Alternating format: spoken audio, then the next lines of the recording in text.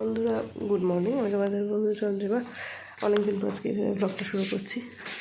তো কালকে রাত্রে সূর্য সোনার আর বুবলাইয়ের ঘুমাতে ঘুমাতে প্রায় 12:30-1টা বাজিয়ে দিয়েছে।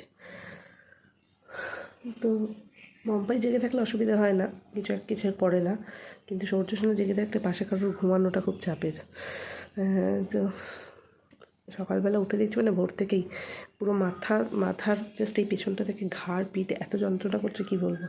কিন্তু তাও আমাকে মানে তাড়াতাড়ি উঠে পড়তে হচ্ছে, কারণ আমার একটা কাজ রয়েছে। আর বিশেষ করে ক্লিনিং নিয়ে কোনো কাজ থাকলে না আমি মানে ঘুমানোটা সেই নিয়ে আমার খুব চাপের হয়ে যায়।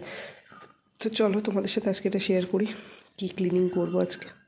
দেখতে পাচ্ছ এখানে দুটো গামলায় সব কৌটো, এখানে ইন্ডাকশান, মিক্সি, জলের বোতল, সব ড্রাম রান্নাঘরে সব এখানে। তার কারণ আজকে রান্নাঘরটা ক্লিন হবে। রান্নাঘরটা ফাঁকাটা কালকেই করে রাখা হয়েছিল।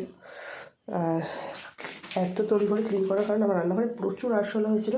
কালকে এখানে হিট দিয়ে শুয়েছি। আরশোলাগুলো দেখতে পাচ্ছ, আরও প্রচুর আরশোলা মানে ছিল। তো চলো এই সুইচ বোর্ড টোর্ডগুলো একটু ক্লিন করতে হবে, ঝপ করে নিই। কেননা এই ক্লিনটা করে ফেলতে পারলে শরীরটা একটু ভালো লাগবে মনে হচ্ছে।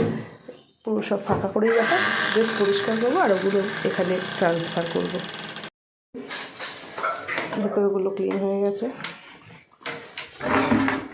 এখান থেকে আরশোলার আলো ভিজিয়েছে।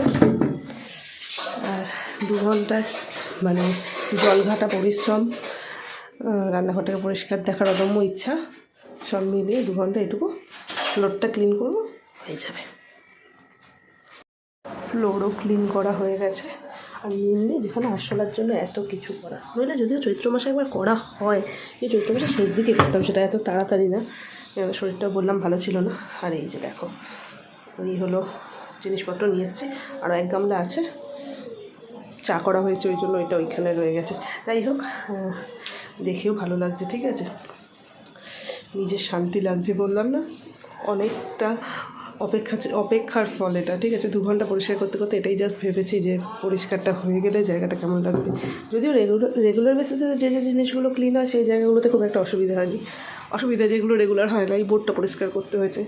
দেখো ওখানে দুটো বোর্ড পেতেছি, এর আগে বুদ্ধিটা আসেনি। তেলের বড় ডিব্বাটা ওখানটা এমনি থাকতো, ওই জায়গাটা পরিষ্কার করতে একটু দম খরচ হয়েছে। আর আমার তো ওই যে বললাম বিশাল হাইট, দেখো এ পর্যন্ত হাত পেয়েছি, মাথাটাতে হাত পাইনি, ওইটা প্রতিদিনকে দিয়ে করাবো। পায়ে প্রচণ্ড ব্যথা করছে, যে কারণে চেয়ারে উঠে দাঁড়িয়ে করিনি। আর এই লাইটটা একটু প্রতিদেবকে দিয়ে এই লাইট দুটো পরিষ্কার করাতে হবে, বাকি সবটা হয়ে গেছে। স্নান পুজো সবই হয়ে গেছে।